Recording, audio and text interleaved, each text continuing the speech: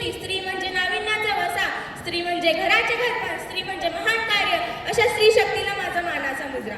तर शुभ सकाळ सर्वांना. माझे नाव अनुष्का आहे. मी इयत्ता 7वी ड मध्ये शिकते. आज मी तुम्हाला महिला सक्षमीकरण याविषयी काही सांगणार आहे.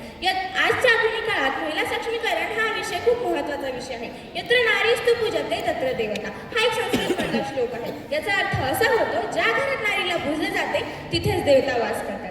महिला सक्षमीकरण म्हणजे काय? तर सामाजिक आणि आर्थिक परिस्थितीत महिलांचा सर्वतोपरी विकास होणे. आपल्या देशात आधी स्त्रियांना शिकण्याचा अधिकार नव्हता, पण महात्मा ज्योतिबा फुलेंनी स्त्रियांना शिकून सक्षम बनवले व सावित्रीबाई फुलेंनी स्त्रियांसाठी शिक्षणाची दारे उघडली व त्यामुळे स्त्रिया शिकल्या आणि सक्षम होऊन मानाने वावरू लागल्या.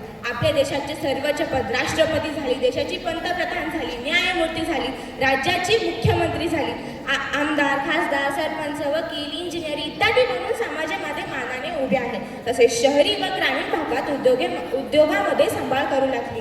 आपल्या कुटुंबाचा व आपल्या देशाचा उत्तम प्रकारे विकास करू लागली.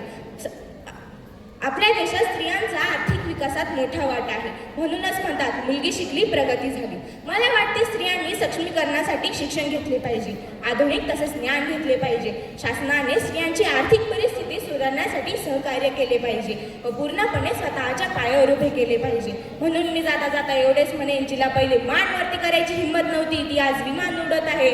जिला पहिले शिकण्याचा अधिकार नव्हता ती आज दुसऱ्यांना शिकवत आहे. आणि जिच्या डोळ्यात पहिले चुलीचा धूर होता तिच्या डोळ्यात आज मोठी मोठी स्वप्ने आहेत, स्वप्ने आहेत, स्वप्ने आहेत.